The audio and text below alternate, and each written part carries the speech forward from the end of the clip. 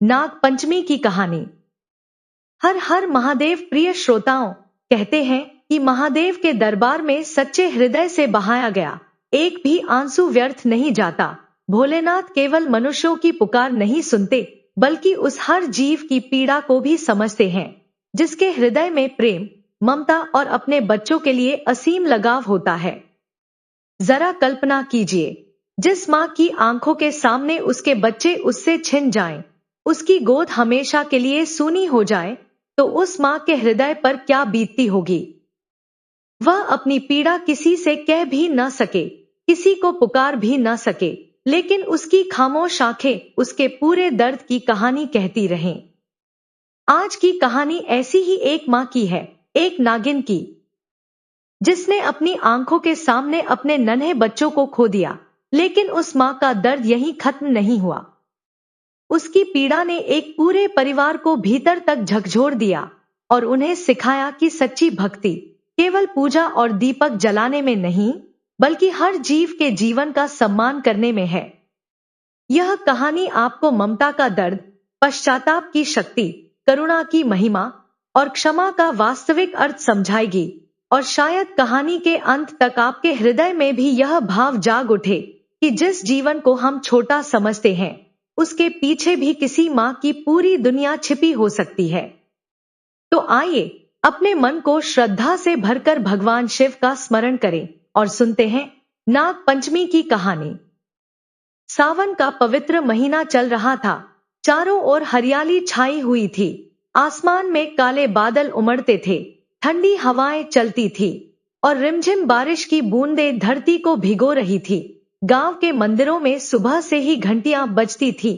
हर तरफ भगवान शिव का नाम गूंजता था, हर हर महादेव। उसी गांव में एक पुराना और संस्कारी परिवार रहता था। परिवार के मुखिया गोविंद दास थे। उनकी पत्नी सावित्री और दो बेटे थे, बड़ा बेटा मोहन और छोटा रघुवीर। रघुवीर की पत्नी गौरी घर की छोटी बहू थी। गौरी बहुत सरल स्वभाव की थी और भगवान के प्रति उसके मन में गहरी श्रद्धा थी। सावन के दिनों में वह रोज सुबह जल्दी उठकर स्नान करती, तुलसी माता को जल चढ़ाती और भगवान शिव के सामने दीपक जलाती। एक सुबह उसने अपनी सास से कहा, माँ जी, नाग पंचमी आने वाली है। इस बार मैं पूरे विधि विधान से नाग देवता की पूजा करना चाहती हूँ। सावित्री मुस्कुराकर बोली, बेटी, श्रद्धा से किया गया व्रत भगवान जरूर स्वीकार करते हैं। नाग देवता हमारे धर्म में पूजनीय माने गए हैं। कहते हैं कि वे भगवान शिव के प्रिय हैं। गौरी ने हाथ जोड़कर कहा, माँ जी, मेरी बस यही इच्छा है कि हमारे घर में हमेशा सुख शांति बनी रहे और भगवान सबकी रक्षा करें। सावित्री ने उसके सिर पर हाथ रखते हुए कहा, ऐसा ही होगा बेटी। लेकिन किसी को नहीं पता था कि नियति ने उनके परिवार के लिए कुछ और ही लिख रखा था। घर के पीछे एक बड़ा खेत था।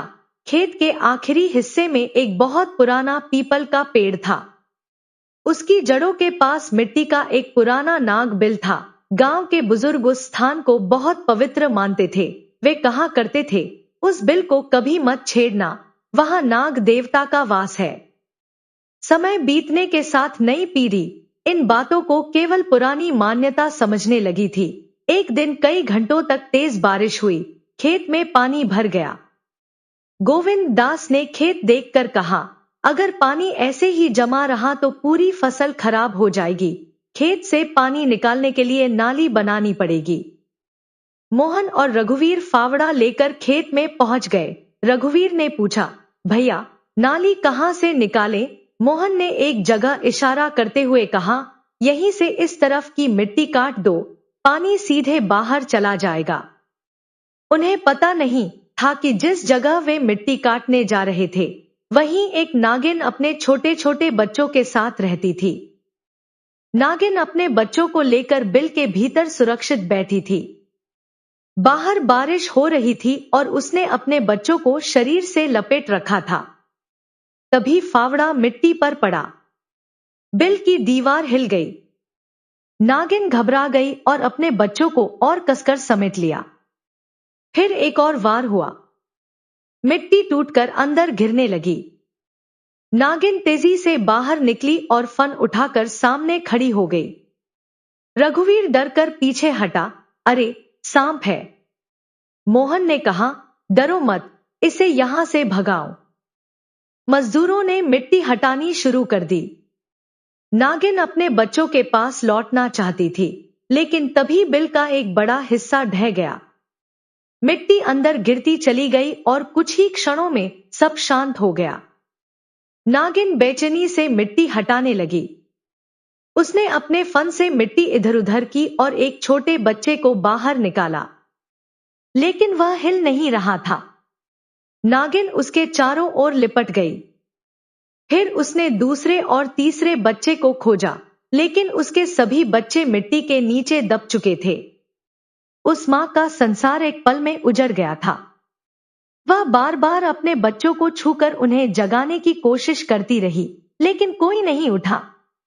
उसने फन उठाकर उस घर की ओर देखा। उसकी आंखों में क्रोध से ज्यादा एक मां का दर्द था। फिर वह धीरे धीरे वहां से चली गई। उधर घर में किसी को अपनी गलती का एहसास तक नहीं था। शाम को गौरी खेत की ओर गई। उसने देखा कि मिट्टी बिखरी हुई थी और वहां छोटे छोटे सांपों के निशान थे। उसका दिल घबरा उठा। पास जाकर देखा तो उसकी आंखें भर आईं। उसे अपनी सास की कही बात याद आई, बेटी, नाग के बिल को कभी नुकसान मत पहुंचाना, वहां भी किसी का घर होता है। गौरी वहीं बैठ गई। उसने मिट्टी उठाई और उसकी आंखों से आंसू बहने लगे। क्या हमारे कारण किसी मां के बच्चे? वह आगे कुछ नहीं बोल सकी। घर लौटने पर सावित्री ने पूछा, क्या हुआ बेटी? गौरी ने कांपती आवाज में कहा, मां जी, खेत में जो नाग का बिल था वह आज टूट गया है। मुझे लगता है उसके अंदर नागिन के बच्चे थे। सावित्री का चेहरा उतर गया। कुछ क्षण तक घर में सन्नाटा छाया रहा। गोविंद दास ने कहा, बेटी, हमने जानबूझकर तो ऐसा नहीं किया। खेत से पानी निकालना जरूरी था। गौरी ने धीरे से कहा, बाबूजी, गलती जानबूझकर नहीं हुई, लेकिन दर्द तो हुआ है ना? उसकी बात सुनकर सभी चुप हो गए। उस रात गौरी ने खाना नहीं खाया। वह भगवान शिव की तस्वीर के सामने बैठकर प्रार्थना करने लगी।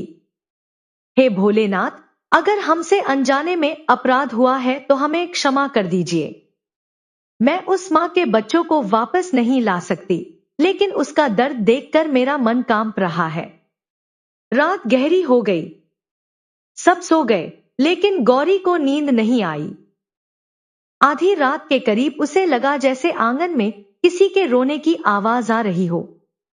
वह अचानक उठी और दरवाजा खोलकर बाहर आई। वहां कोई नहीं था, लेकिन आंगन की मिट्टी पर सांप के रेंगने के निशान दिखाई दे रहे थे। गौरी का शरीर कांप उठा। वह पीछे हट गई। तभी दूर खेत की ओर से लंबी सरसराहट सुनाई दी। गौरी ने कांपते हुए भगवान शिव का नाम लिया, ओम नमः शिवाय। अगली सुबह घर में पहली विपत्ति आई। मोहन खेत में काम करने गया था, लेकिन कुछ ही देर बाद अचानक उसे चक्कर आया और वह जमीन पर गिर पड़ा। रघुवीर उसे सहारा देकर घर ले आया। सावित्री घबराकर चीख उठी, मेरे बेटे को क्या हो गया? मोहन की हालत लगातार बिगड़ती जा रही थी। गौरी दूर खड़ी सब देख रही थी। उसके मन में बार बार एक ही सवाल उठ रहा था, क्या यह उसी मां के दर्द का परिणाम है? उसने भगवान शिव के सामने हाथ जोड़कर कहा, प्रभु, अगर हमारे परिवार से कोई भूल हुई है तो मुझे सही रास्ता दिखाइए। मैं उस मां से क्षमा मांगना चाहती हूं। उसी समय गांव की वृद्ध जानकी दादी उनके घर पहुंची। उन्होंने पहले मोहन को देखा और फिर गौरी के चेहरे की ओर ध्यान से देखा। बेटी, तू कुछ छिपा रही है? गौरी रो पड़ी और उसने खेत में हुई पूरी घटना दादी को बता दी। जानकी दादी कुछ देर शांत रहीं। फिर बोली, बेटी, किसी जीव का घर उजाड़ना छोटी बात नहीं होती। और जब कोई मां अपने बच्चों को खो दे तो उसके दर्द को समझना आसान नहीं होता। गौरी की आंखों से आंसू बहने लगे। दादी, अब मैं क्या करूं? दादी ने कहा, नाग पंचमी आने वाली है। उस दिन सच्चे मन से व्रत रखना और भगवान शिव के साथ नाग देवता की पूजा करना। लेकिन केवल पूजा करने से बात पूरी नहीं होगी। अपने मन से अहंकार निकालना और उस मां से सच्चे हृदय से क्षमा मांगना। गौरी ने हाथ जोड़कर कहा, दादी, मैं वचन देती हूं। उसी क्षण बाहर बादलों के बीच बिजली चमकी। खेत की दिशा से फिर वही सरसराहट सुनाई दी। गौरी ने दूर देखा तो झाड़ियों के पीछे दो चमकती आंखें दिखाई दी। वह वही नागिन थी जिसकी गोद उजड़ चुकी थी। उसकी आंखों में अब केवल दर्द नहीं, बल्कि अपने बच्चों के लिए न्याय की पुकार भी थी। नाग पंचमी अभी दूर थी, लेकिन उस परिवार की परीक्षा शुरू हो चुकी थी। सुबह आसमान में बादल छाए हुए थे। रात भर हुई बारिश के कारण आंगन में पानी की छोटी छोटी धारियां बह रही थी। घर के भीतर मोहन चारपाई पर लेटा था। उसकी आंखें बंद थी और माथे पर पसीना था। सावित्री उसके सिर पर गीला कपड़ा रख रही थी। हे भोलेनाथ, मेरे बेटे को ठीक कर दो। उनकी आवाज कांप रही थी। रघुवीर बार बार दरवाजे की ओर देख रहा था। तभी जानकी दादी ने कहा, घबराओ मत।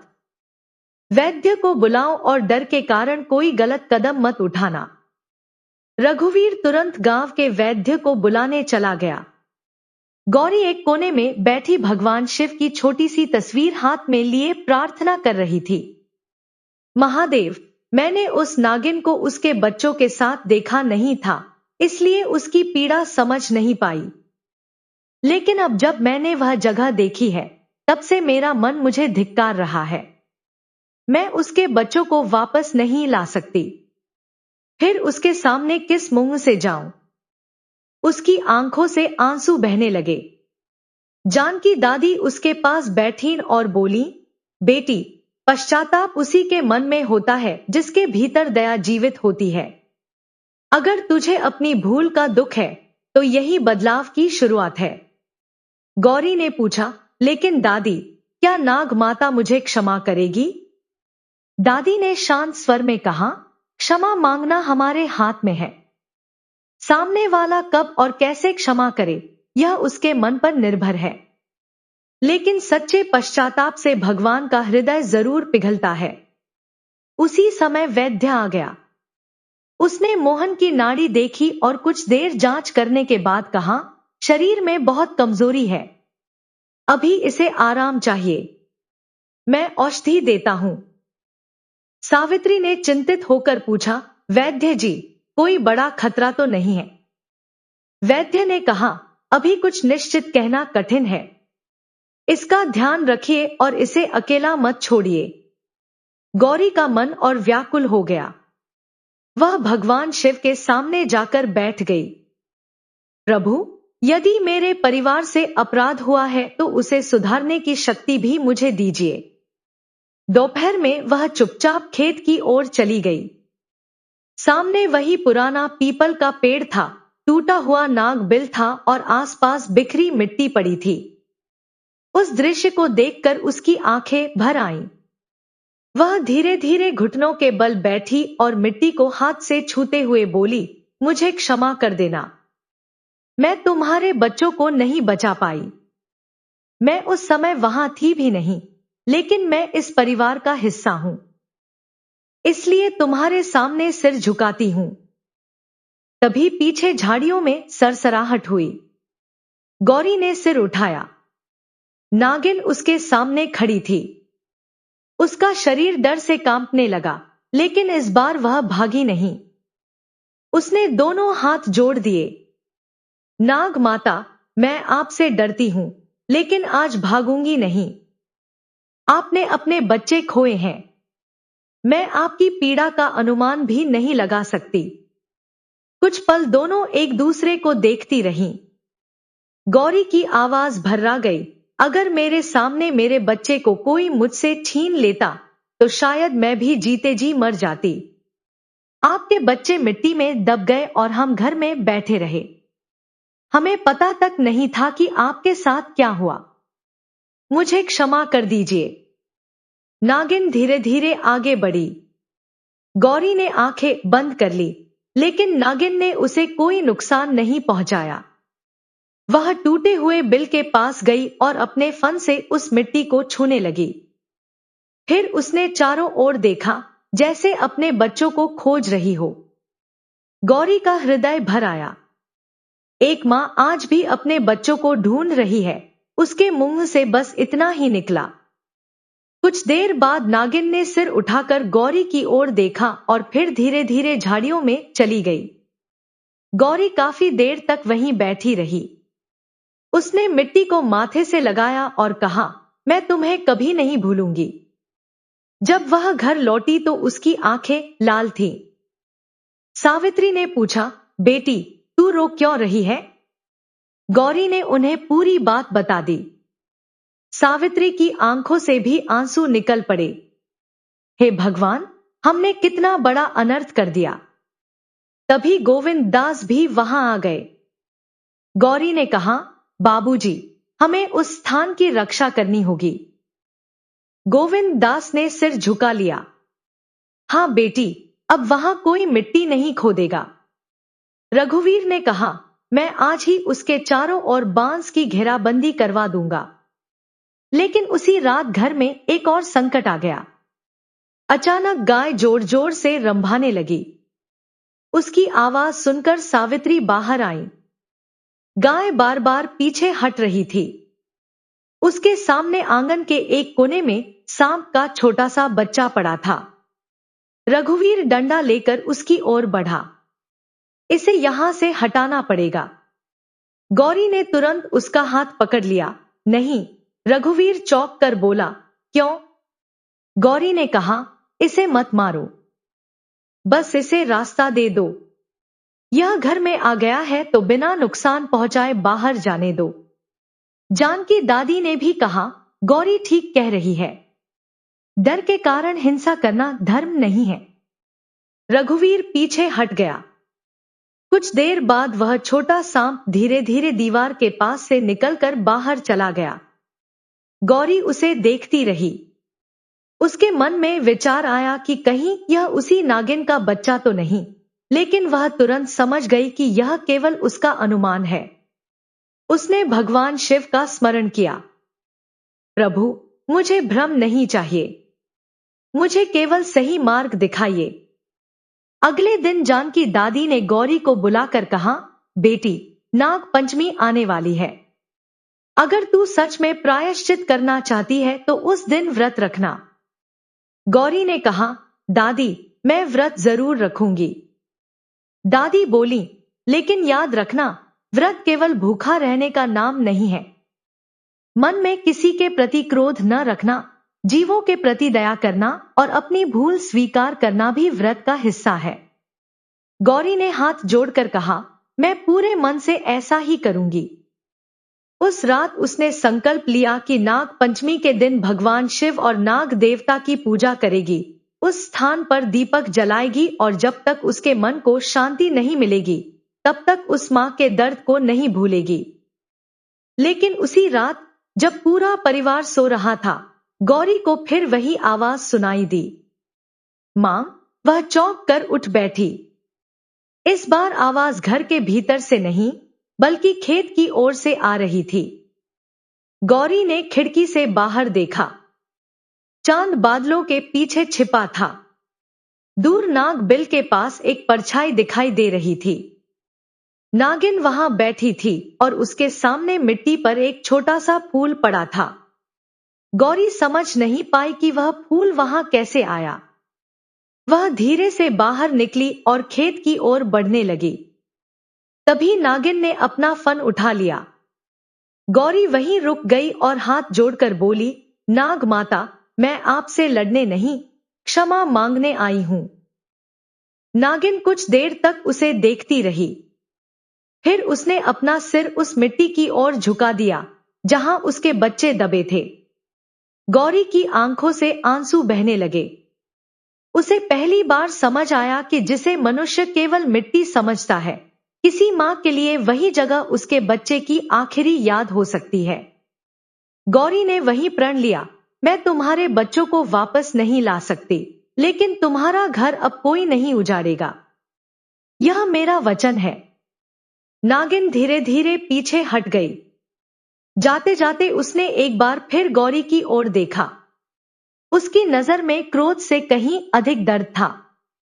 नाग पंचमी का पवित्र दिन अब बहुत निकट था, लेकिन उससे पहले नियति उस परिवार की ऐसी परीक्षा लेने वाली थी, जिसमें गौरी को अपने व्रत से भी बड़ा त्याग करना था। सावन की बारिश लगातार हो रही थी, कभी तेज, कभी धीमी और कभी अचानक बादलों की गरज से पूरा गांव कांप उठता। उस सुबह गौरी ने भगवान शिव के सामने दीपक जलाया और हाथ जोड़कर कहा, हे भोलेनाथ, अब मेरे मन में केवल एक ही इच्छा है। जिस मां की गोद उजड़ गई, उसके हृदय को शांति मिले। सावित्री पीछे खड़ी उसकी बात सुन रही थी। उन्होंने धीरे से कहा, बेटी, तेरे मन में अब बहुत बोझ है। गौरी ने आंखें पोंछते हुए कहा, मां जी, जब मैं उस दिन के बारे में सोचती हूं तो मेरा दिल कांप जाता है। हमने अपनी सुविधा के लिए मिट्टी हटाई थी, लेकिन वहां किसी का घर था, किसी मां का पूरा संसार था। सावित्री ने उसके सिर पर हाथ रखते हुए कहा, बेटी, जो हो गया उसे बदला नहीं जा सकता। अब अपने कर्मों से उस भूल को सुधारने की कोशिश कर। गौरी ने सिर हिलाकर कहा, हाँ मां जी। उसी दिन उसने नाग पंचमी के व्रत का संकल्प लिया। मैं नाग पंचमी के दिन व्रत रखूंगी, भगवान शिव और नाग देवता का स्मरण करूंगी, उस स्थान पर दीपक जलाऊंगी और किसी भी जीव को बिना कारण कष्ट नहीं दूंगी। जानकी दादी ने उसे समझाते हुए कहा, बेटी, पूजा श्रद्धा से करना, किसी जीव को पकड़ना या परेशान करना पूजा नहीं है। नाग देवता का स्मरण करो, उनके निवास की रक्षा करो और अपने मन में दया रखो। गौरी ने हाथ जोड़कर कहा, दादी, मैं ऐसा ही करूंगी। लेकिन उसी शाम अचानक मोहन की हालत फिर बिगड़ गई। खेत से लौटते समय वह रास्ते में ही बैठ गया। रघुवीर ने उसे संभालते हुए पूछा, भैया, क्या हुआ? मोहन ने पेट पकड़कर कहा, मुझे बहुत कमजोरी लग रही है, आंखों के सामने अंधेरा छा रहा है। रघुवीर उसे सहारा देकर घर ले आया। सावित्री घबरा गई। वैद्य को फिर बुलाया गया। उसने मोहन को औषधि दी और कहा, इसे कुछ दिन पूरी तरह आराम चाहिए, शरीर को ताकत की जरूरत है। गौरी चुपचाप खड़ी रही। उसके मन में फिर वही सवाल उठने लगा, क्या उनके अपराध का असर अभी खत्म नहीं हुआ? रात में वह अकेली भगवान शिव के सामने बैठी। महादेव, मुझे समझ नहीं आ रहा कि मुझे क्या करना चाहिए। अगर यह हमारे कर्मों की परीक्षा है तो मुझे रास्ता दिखाइए। उसकी आंखें बंद थी। तभी बाहर तेज हवा चली और दीपक की लौ कांपने लगी। उसी क्षण गौरी के मन में एक विचार आया, जिस मां का घर हमने उजाड़ा है, उसके रहने की जगह को सुरक्षित करना ही सबसे पहला प्रायश्चित है। गौरी तुरंत उठी और रघुवीर से बोली, कल खेत के चारों ओर मजबूत बांस की घेराबंदी करवा देना, वहां अब कोई खेती या खुदाई नहीं होगी। रघुवीर ने कहा, ठीक है। अगली सुबह परिवार ने मिलकर घेराबंदी का काम शुरू कर दिया। गोविंद दास ने कहा, आज से यह स्थान किसी के काम में नहीं आएगा। मोहन भी कमजोरी के बावजूद वहां पहुंच गया। उसने हाथ जोड़कर कहा, जिस गलती में मैं भी शामिल था, उसे सुधारने में मेरा भी हिस्सा होना चाहिए। गौरी की आंखें भर आईं। भैया, आप आराम कीजिए। मोहन मुस्कुराकर बोला, नहीं बहन, कुछ दर्द हमें यह सिखाने के लिए आते हैं कि हमने दूसरों को कितना दर्द दिया है। उसकी बात सुनकर सभी की आंखें नम हो गई। तभी झाड़ियों से हल्की सरसराहट सुनाई दी। सबने उधर देखा। नागिन अपने एक छोटे बच्चे के साथ खड़ी थी। वह कुछ क्षण तक पूरे परिवार को देखती रही। गोविंद दास ने हाथ जोड़कर कहा, नाग माता, अब यह स्थान आपका है। हम इसे कभी नहीं छेड़ेंगे। नागिन धीरे धीरे पीछे हट गई। गौरी की आंखों में आंसू थे। उसने मन ही मन कहा, तुम्हारा एक बच्चा तो बचा है, भगवान उसे सुरक्षित रखें। कुछ दिन बीत गए और नाग पंचमी का दिन करीब आने लगा। गांव में तैयारियां शुरू हो गई। मंदिर सजने लगे और महिलाएं व्रत की चर्चा करने लगी। लेकिन गौरी के लिए यह दिन उत्सव से ज्यादा प्रायश्चित का अवसर था। नाग पंचमी से एक दिन पहले उसने अपनी सास से कहा, माँ जी, कल मैं पूरा दिन भगवान का स्मरण करूंगी। सावित्री बोली, बेटी, अपनी शक्ति का भी ध्यान रखना। गौरी मुस्कुराई, माँ जी, मेरे मन में इतनी पीड़ा है कि मुझे भूख का एहसास भी नहीं होगा। उस रात वह देर तक जागती रही। उसे बार बार वही दृश्य याद आता रहा। मिट्टी में दबे छोटे छोटे बच्चे, उनके पास बैठी नागिन और उसकी आंखों में असहाय दर्द। गौरी रोते हुए बोली, नाग माता, मैं तुम्हारे बच्चों को वापस नहीं ला सकती। काश उस दिन मुझे पता होता कि वहां तुम्हारा घर है। काश मैंने अपने परिवार को रोक लिया होता। फिर उसने भगवान शिव की तस्वीर की ओर देखा। प्रभु, मुझे इतनी शक्ति देना कि मैं अपनी भूल से भागूं नहीं।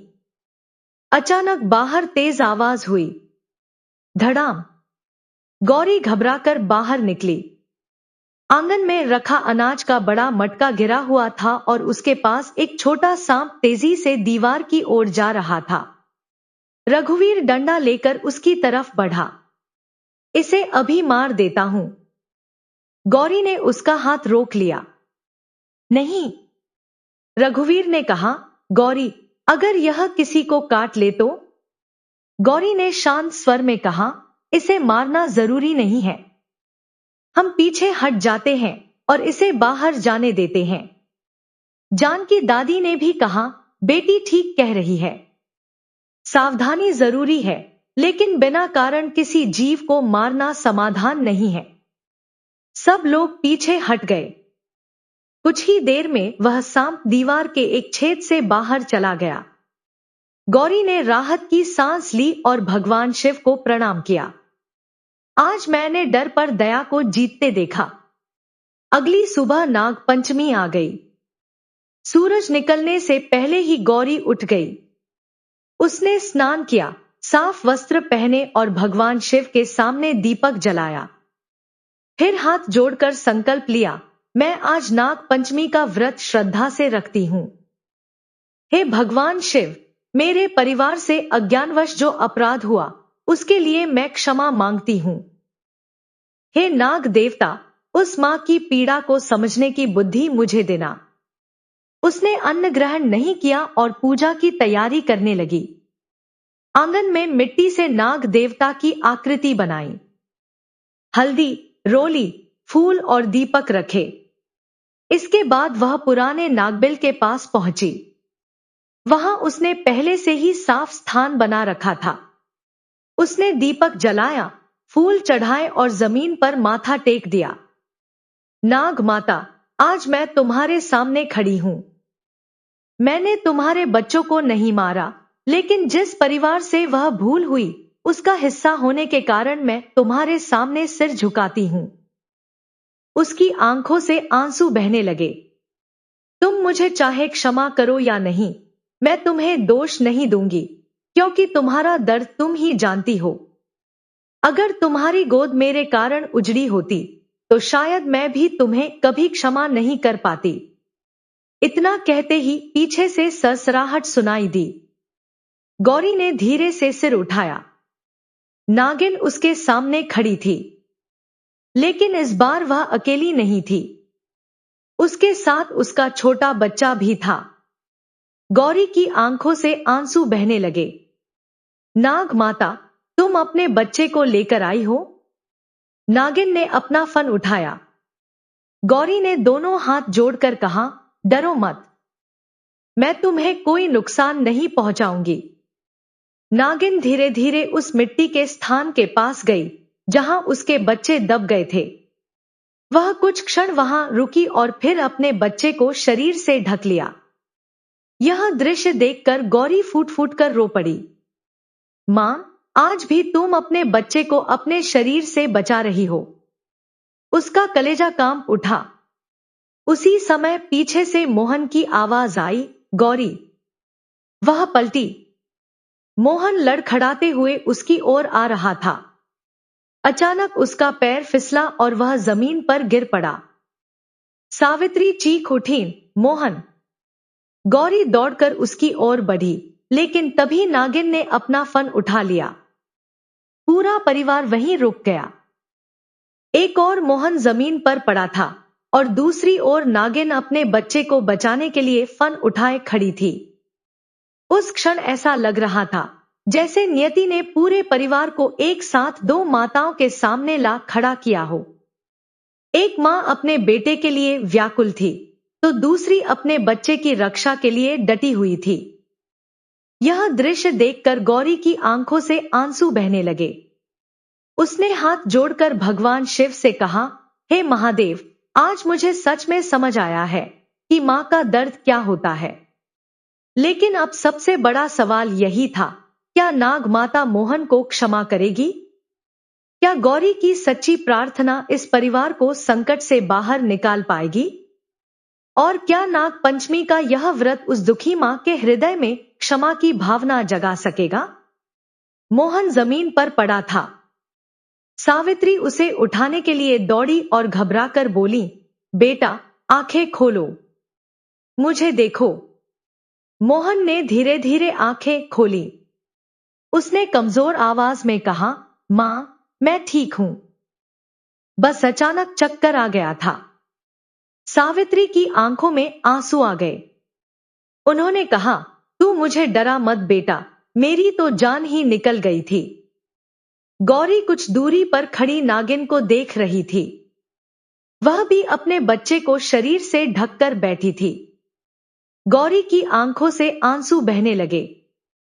उसने मन ही मन कहा, हे भगवान, आज मुझे मां का दर्द दोनों ओर दिखाई दे रहा है। एक तरफ सावित्री का बेटा जमीन पर गिरा था और दूसरी तरफ नागिन अपने बच्चे की रक्षा के लिए फन उठाए बैठी थी। गौरी धीरे धीरे नागिन के सामने बैठ गई और दोनों हाथ जोड़ दिए।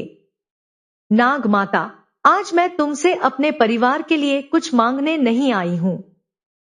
मैं बस इतना कहना चाहती हूं कि आज मुझे तुम्हारा दर्द समझ में आ गया है। नागिन शांत रही। गौरी ने आगे कहा, जब मोहन गिरा तो मेरी सांस का कलेजा कांप उठा। लेकिन जब तुम्हारे बच्चे मिट्टी के नीचे दबे होंगे, तब तुम्हारा क्या हुआ होगा? तुमने किसे पुकारा होगा? किससे मदद मांगी होगी? उसकी आवाज भर्रा गई। तुम तो बोल भी नहीं सकती थी और तुम्हारा दर्द सुनने वाला भी कोई नहीं था। गौरी ने जमीन पर माथा रख दिया। मां, मुझे क्षमा कर दो। कुछ पल चारों ओर सन्नाटा छाया रहा। बारिश की बूंदें पत्तों पर टप टप गिर रही थी।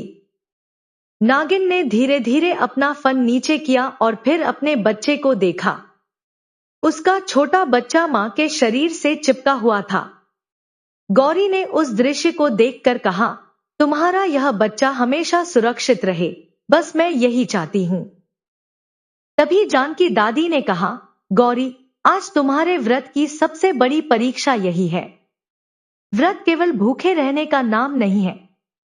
जब मनुष्य अपने सुख से ऊपर किसी दूसरे के दर्द को रखता है, तभी उसका व्रत सच्चा होता है। गौरी ने आंखें बंद कर ली। मैं समझ गई दादी। उसने भगवान शिव का स्मरण किया, ओम नमः शिवाय। फिर नाग देवता से बोली, यदि हमारे परिवार से अपराध हुआ है तो हमें उसे सुधारने का अवसर देना। तभी मोहन ने गौरी को पुकारा, गौरी। वह तुरंत उसके पास गई। मोहन ने कमजोर आवाज में कहा, मुझे भी उस नाग माता से क्षमा मांगनी है। गौरी ने उसे सहारा देकर बैठाया। मोहन ने नागिन की ओर देखकर हाथ जोड़ दिए। नाग माता, उस दिन मैं भी वहां था। मुझे केवल खेत का पानी दिखाई दे रहा था। मैंने यह नहीं देखा कि मिट्टी के नीचे किसी मां का घर था। उसकी आंखों से आंसू निकल आए। आज जब मैंने अपनी मां को मेरे लिए रोते देखा, तब समझ पाया कि तुमने अपने बच्चों को खोकर क्या सहा होगा। मुझे क्षमा कर दो। नागिन कुछ क्षण तक मोहन को देखती रही और फिर अपना सिर नीचे कर लिया। रघुवीर भी भावुक हो उठा। उसने हाथ जोड़कर कहा, नाग माता, मैं भी दोषी हूं। उस दिन मैंने तुम्हें सिर्फ एक सांप समझा था। आज समझ आया कि तुम भी अपने बच्चे के लिए उतनी ही बेचैन होती हो जितनी हमारी मां हमारे लिए। गोविंद दास आगे आए और बोले, आज से यह स्थान हमारा नहीं, तुम्हारा है। हम इसकी रक्षा करेंगे। सावित्री ने मोहन के पास से उठकर हाथ जोड़ते हुए कहा, मां होकर मैं तुम्हारा दर्द सबसे ज्यादा समझ सकती हूं। अपने बच्चों को खोने का दुख किसी शत्रु को भी न मिले। यदि हमारे कारण तुम्हें यह पीड़ा मिली है तो हमें क्षमा कर देना। गौरी की आंखों से आंसू बहते रहे। तभी नागिन ने अपना फन उठाया। सब लोग डरकर पीछे हट गए, लेकिन उसने किसी पर हमला नहीं किया। वह धीरे धीरे उस मिट्टी के स्थान पर गई जहां उसके बच्चे दबे थे। उसने वहां अपना सिर रख दिया और कुछ क्षण शांत रही। गौरी समझ गई कि उसे अब भी अपने बच्चे याद है। जानकी दादी ने कहा, बेटी, मां अपने बच्चों को कभी नहीं भूलती। क्षमा का अर्थ दर्द की याद मिट जाना नहीं है। क्षमा का अर्थ है उस दर्द के साथ भी आगे बढ़ने की शक्ति मिल जाना। गौरी ने सिर झुका लिया। उसी समय तेज हवा चली और पास रखा दीपक बुझने लगा। गौरी ने तुरंत अपने हाथों से उसे हवा से बचाया। नहीं, आज यह दीपक नहीं बुझेगा। उसने दीपक फिर जला दिया। उसकी लौ दोबारा जल उठी। जानकी दादी मुस्कुराई। देख बेटी, यही आशा है। गौरी दीपक को देखती रही। उसे लगा जैसे भगवान शिव कह रहे हो कि अंधकार कितना भी गहरा हो, सच्चे पश्चाताप की छोटी सी ज्योति भी उसे दूर कर सकती है। नागिन अपने बच्चे के साथ धीरे धीरे पीछे हटने लगी। गौरी ने हाथ जोड़कर कहा, नाग माता, मैं तुम्हें रोकूंगी नहीं। बस इतना चाहती हूं कि तुम सुरक्षित रहो। नागिन ने एक बार पीछे मुड़कर देखा और फिर अपने बच्चे के साथ झाड़ियों में चली गई। उसके जाते ही मोहन की हालत कुछ बेहतर लगने लगी। उसने धीरे से कहा, गौरी, अब मुझे शरीर में पहले जैसी कमजोरी महसूस नहीं हो रही। सावित्री ने तुरंत भगवान शिव का नाम लिया, हर हर महादेव। लेकिन जानकी दादी ने समझाया, इसे केवल चमत्कार समझकर मत बैठो। वैद्य की औषधि लो, आराम करो और अपने कर्मों को भी सुधारो। सबने उनकी बात मानी। शाम तक मोहन की हालत काफी सुधर गई। गौरी ने अपना व्रत जारी रखा। शाम को उसने भगवान शिव के सामने दीपक जलाकर कहा, प्रभु, आज मैंने जाना कि क्षमा मांगना आसान है, लेकिन अपनी गलती को हृदय से स्वीकार करना कठिन है। मैं उस मां के बच्चों को वापस नहीं ला सकती, लेकिन वचन देती हूं कि अब किसी जीव का घर नहीं उजड़ने दूंगी। अगली सुबह परिवार ने उस स्थान के चारों ओर मजबूत बांस की घेराबंदी कर दी। वहां एक छोटा पत्थर रखकर नाग देवता का प्रतीक बनाया गया। गोविंद दास ने गांव वालों को बुलाकर कहा, आज से कोई इस स्थान पर खुदाई नहीं करेगा, कोई पत्थर नहीं मारेगा और किसी नाग को नुकसान नहीं पहुंचाएगा। गांव वालों ने भी उनकी बात मान ली। लेकिन उसी दिन खबर आई कि गांव के एक गरीब किसान के घर में सांप घुस गया है। कुछ लोग उसे मारने के लिए दौड़े। गौरी ने उन्हें रोकते हुए कहा, रुकिए, इसे मारिए मत। एक आदमी बोला, बहू, यह बहुत खतरनाक है। गौरी ने कहा, खतरा हो सकता है, इसलिए सावधानी रखिए, लेकिन बिना कारण इसे मारना जरूरी नहीं है। किसी जानकार व्यक्ति की मदद से इसे सुरक्षित स्थान पर छोड़ दीजिए। जानकी दादी ने भी कहा, यही धर्म है, सावधानी भी और करुणा भी। लोगों ने सांप को बिना नुकसान पहुंचाए वहां से निकाल दिया। उस दिन गौरी को लगा कि शायद उसकी छोटी सी भूल ने उसके जीवन को एक बहुत बड़ा सबक दिया है। रात में उसने भगवान शिव के सामने बैठकर कहा, भोलेनाथ, अब मैं केवल अपने परिवार की रक्षा नहीं मांगती, मैं चाहती हूं कि मेरे मन में दया हमेशा जीवित रहे। उसी रात उसे एक सपना आया। उसने देखा कि वही नागिन अपने बच्चों के पास बैठी है। इस बार उसके बच्चे मिट्टी में दबे नहीं थे, बल्कि उसके आसपास खेल रहे थे। नागिन ने गौरी की ओर देखा। उसकी आंखों में अब क्रोध नहीं, केवल शांति थी। गौरी ने सपने में रोते हुए पूछा, मां, क्या तुमने मुझे क्षमा कर दिया?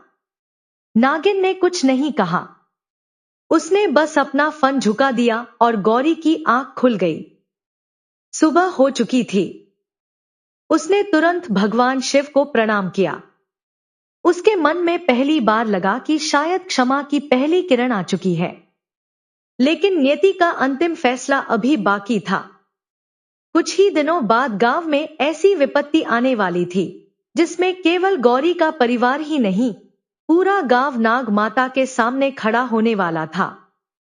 उस दिन यह तय होना था कि मनुष्य अपने डर को चुनेगा या धर्म और करुणा को।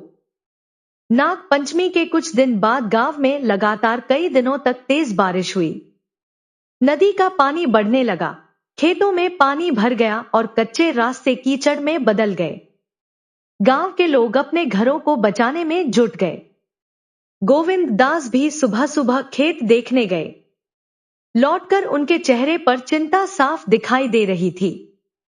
रघुवीर ने पूछा, बाबूजी, क्या हुआ?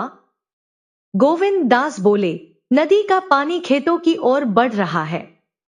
अगर आज रात बारिश और तेज हुई तो कई खेत डूब सकते हैं। गांव में चिंता फैल गई। शाम होते होते बारिश और तेज हो गई।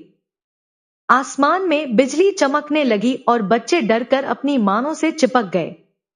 गौरी भी खिड़की से बाहर देख रही थी। अचानक उसकी नजर पुराने पीपल के पेड़ की ओर गई। उसने देखा कि पानी धीरे धीरे नागबिल की तरफ बढ़ रहा था। उसका हृदय कांप उठा। हे महादेव! नाग माता का घर! वह तुरंत बाहर जाने लगी। सावित्री ने पूछा, बेटी, इतनी बारिश में कहां जा रही है? गौरी बोली, मां जी, पानी नाग बिल की तरफ बढ़ रहा है। सावित्री कुछ क्षण चुप रही, फिर बोली, बेटी, अकेली मत जाना। गोविंद दास, रघुवीर और मोहन भी उसके साथ चल पड़े। वहां पहुंचकर सबके होश उड़ गए। नाग बिल के चारों ओर पानी जमा हो चुका था। नागिन अपने छोटे बच्चे के साथ एक ऊंचे पत्थर पर बैठी थी। बच्चा बारिश से कांप रहा था और नागिन उसे अपने शरीर से ढककर बचा रही थी। गौरी की आंखों से आंसू निकल आए। मां, फिर से तुम्हारे बच्चे पर संकट आ गया। वह कुछ दूर बैठकर बोली, डरो मत, हम तुम्हें कोई नुकसान नहीं पहुंचाएंगे। गोविंद दास ने चारों ओर देखा और कहा, अगर पानी इसी तरह बढ़ता रहा तो बिल पूरी तरह डूब जाएगा।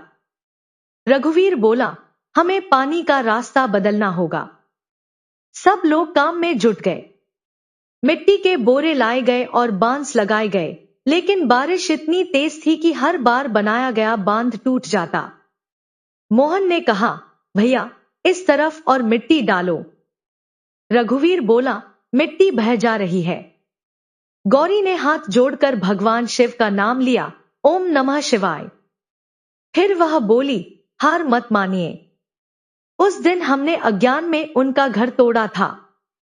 आज अगर हमारी आंखों के सामने उनका घर पानी में डूब गया तो हम खुद को कभी क्षमा नहीं कर पाएंगे।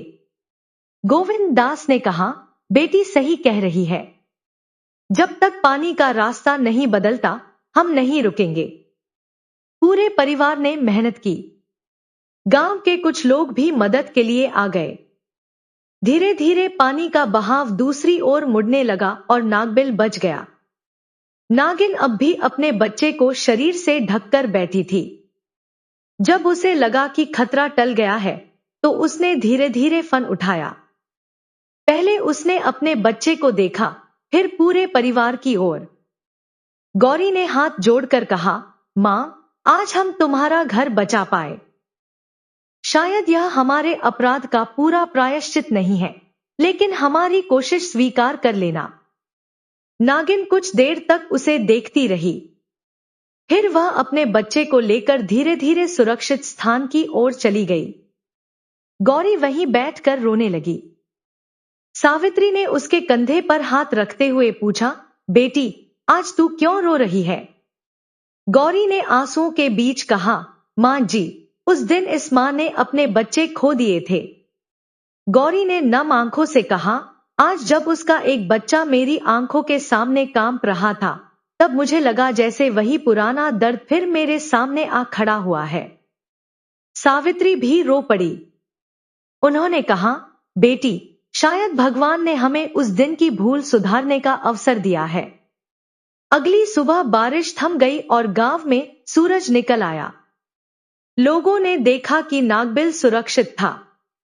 गांव के बुजुर्गों ने कहा, अब से इस स्थान की रक्षा पूरे गांव की जिम्मेदारी होगी। एक बुजुर्ग ने कहा, हम हमेशा नाग पंचमी पर पूजा करते आए हैं, लेकिन अब समझ आया कि पूजा केवल फूल चढ़ाना नहीं है। नाग देवता के निवास की रक्षा करना भी हमारा धर्म है। गौरी चुपचाप सब सुनती रही। उसके मन में एक गहरी शांति उतरने लगी। लेकिन उसी दोपहर एक घटना हो गई। गांव का एक छोटा बच्चा खेलते खेलते उसी पीपल के पेड़ के पास चला गया। अचानक उसकी चीख सुनाई दी, मां! लोग दौड़कर वहां पहुंचे। बच्चे के सामने नागिन फन उठाए बैठी थी। बच्चा डर के मारे जमीन पर बैठ गया। एक आदमी ने पत्थर उठाते हुए कहा, इसे मार दो। गौरी ने जोर से कहा, नहीं। वह बच्चे की ओर बढ़ी, लेकिन नागिन से सुरक्षित दूरी बनाए रखी। सब लोग पीछे हटिए। इसे रास्ता दीजिए। नागिन ने कुछ क्षण बच्चे को देखा और फिर धीरे धीरे पीछे हट गई। बच्चा रोते हुए अपनी मां से लिपट गया। गांव वालों ने राहत की सांस ली। जानकी दादी ने कहा, देखा, उसने बच्चे को कोई नुकसान नहीं पहुंचाया।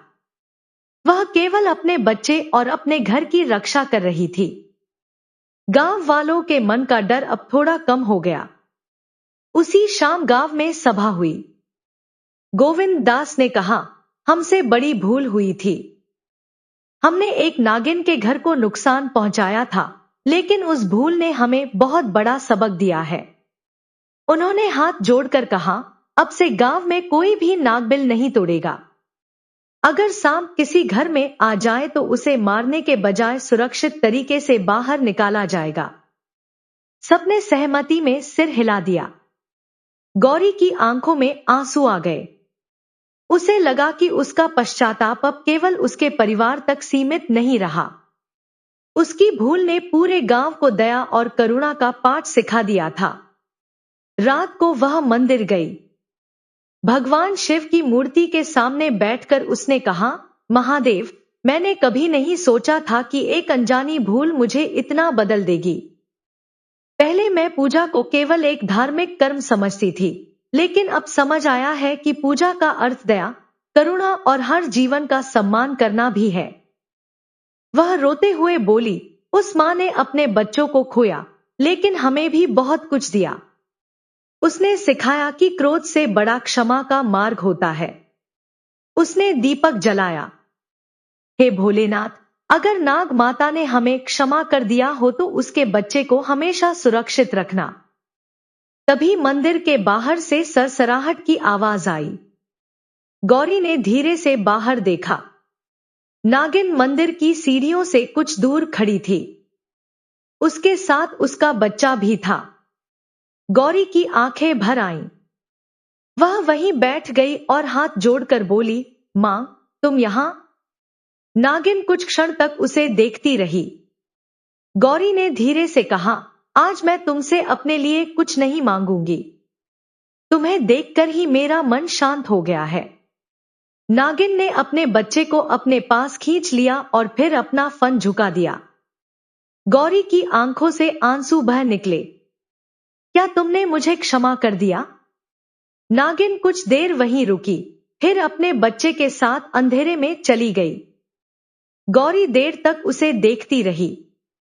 पहली बार उसे लगा कि उसके अपराध का बोझ कुछ हल्का हो गया है। तभी जानकी दादी उसके पास आईं और बोली, बेटी, याद रखना, क्षमा मिल जाना कथा का अंत नहीं है। उस क्षमा के योग्य जीवन जीना ही असली परीक्षा है। गौरी ने सिर झुकाकर कहा, दादी, मैं जीवन भर इस बात को नहीं भूलूंगी। कुछ दिनों बाद मोहन पूरी तरह स्वस्थ हो गया। घर की गाय भी ठीक हो गई और खेतों में फसल फिर से लहलहाने लगी। धीरे धीरे परिवार के जीवन में शांति लौट आई। सबसे बड़ा परिवर्तन यह हुआ कि घर के छोटे बड़े सभी लोग अब हर जीव के प्रति दया रखने लगे। गौरी ने नागबिल के पास एक छोटा पत्थर रख दिया। उस पर सिंदूर और हल्दी से नाग देवता का प्रतीक बनाया। हर सुबह वह वहां दीपक जलाकर कहती, हे नाग देवता, हमारे भीतर दया बनाए रखना। सावित्री भी उसके साथ खड़ी होती। गोविंद दास हाथ जोड़ते और मोहन तथा रघुवीर भी सिर झुका देते। पूरा परिवार एक साथ कहता, हर हर महादेव।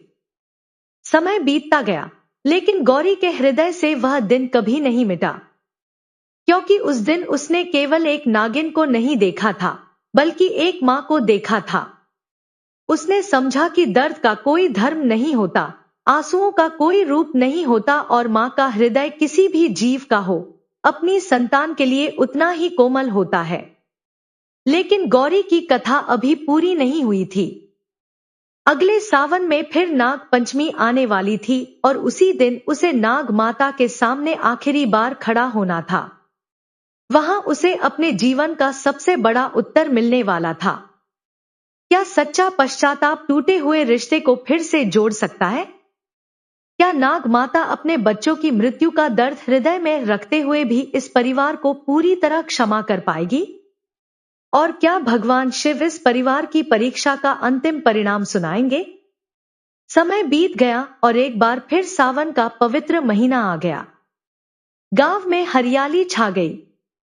मंदिरों में घंटियां बजने लगी और चारों ओर भगवान शिव का नाम गूंजने लगा, हर हर महादेव।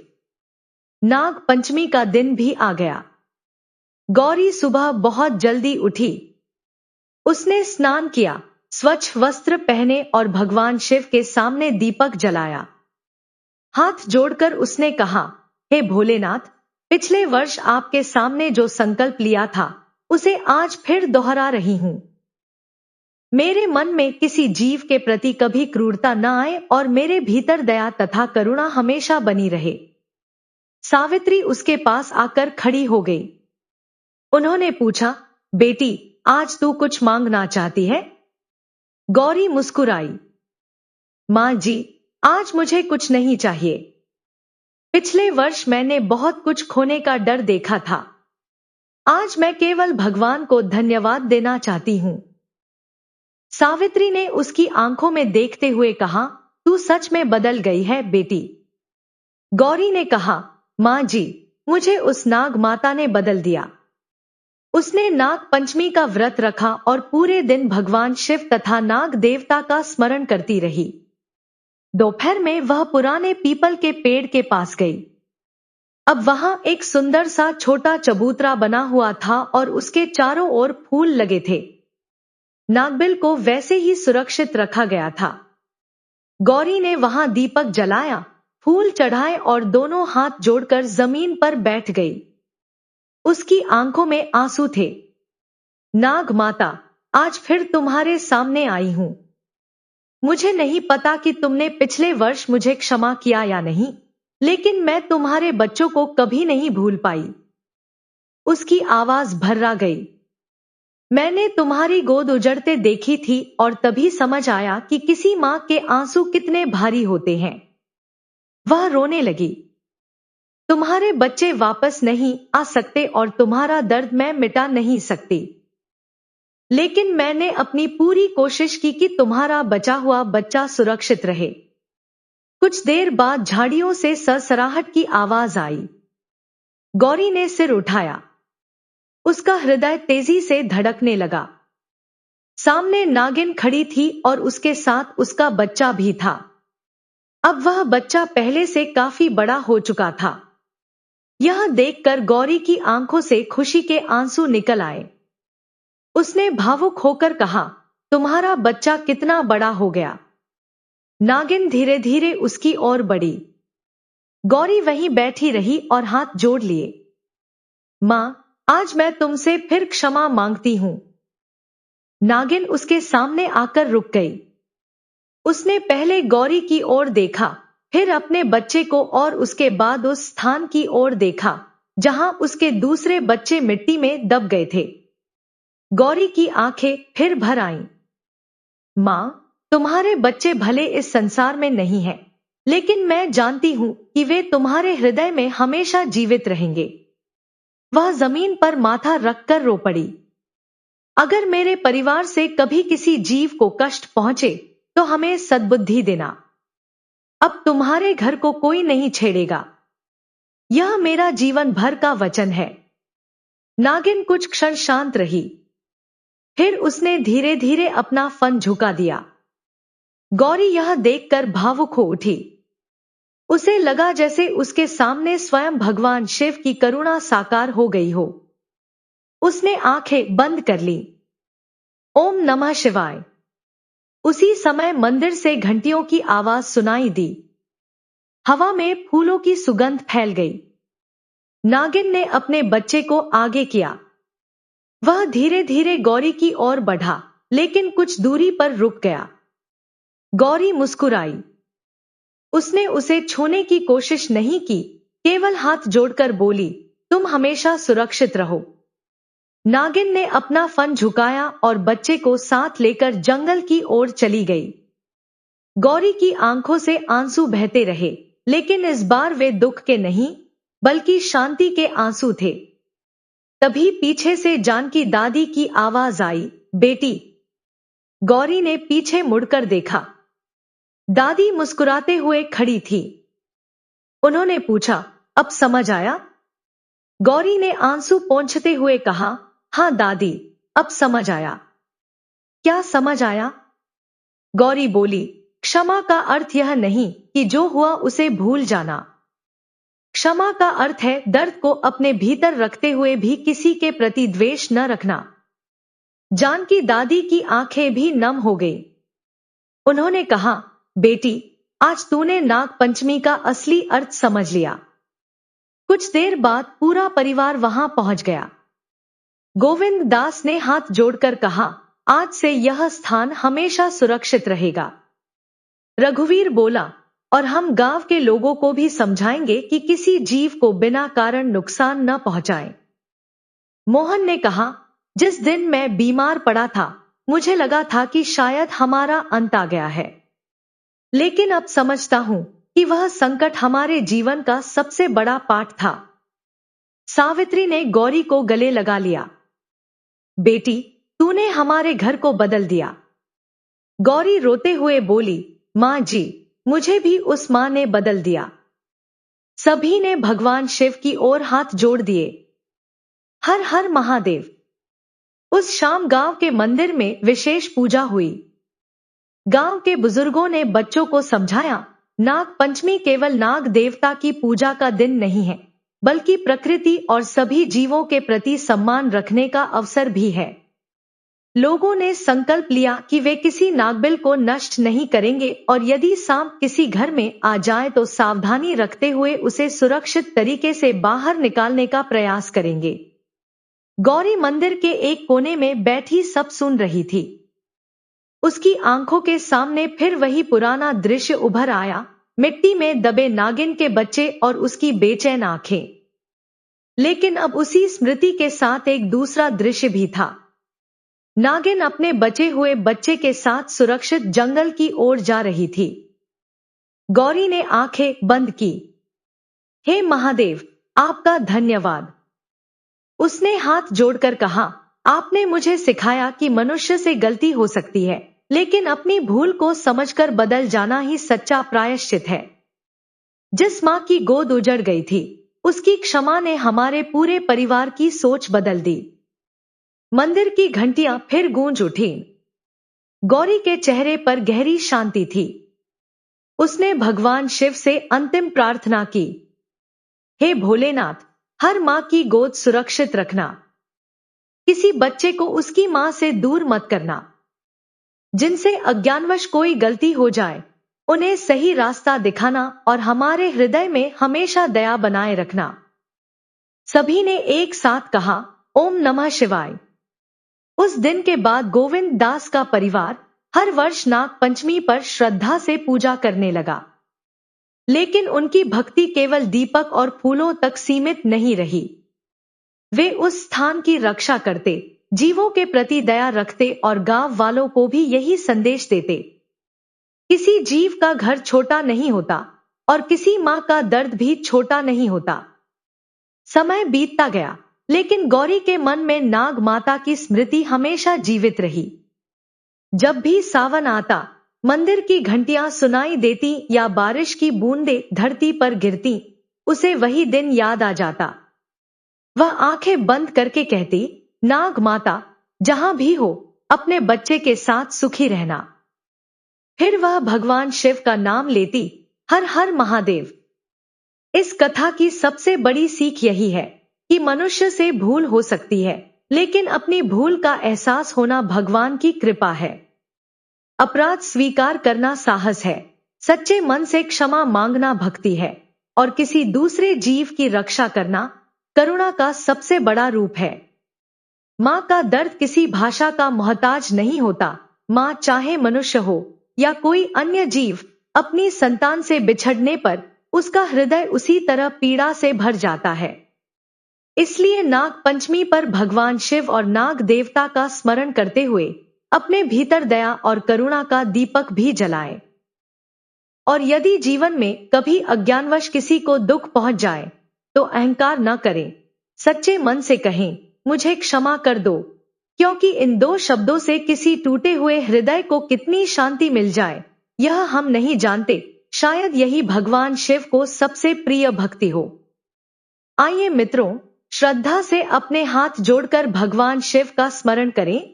बोलिए महादेव शंकर की जय, नाग देवता महाराज की जय, माता पार्वती की जय। ओम नमः शिवाय। हर हर महादेव।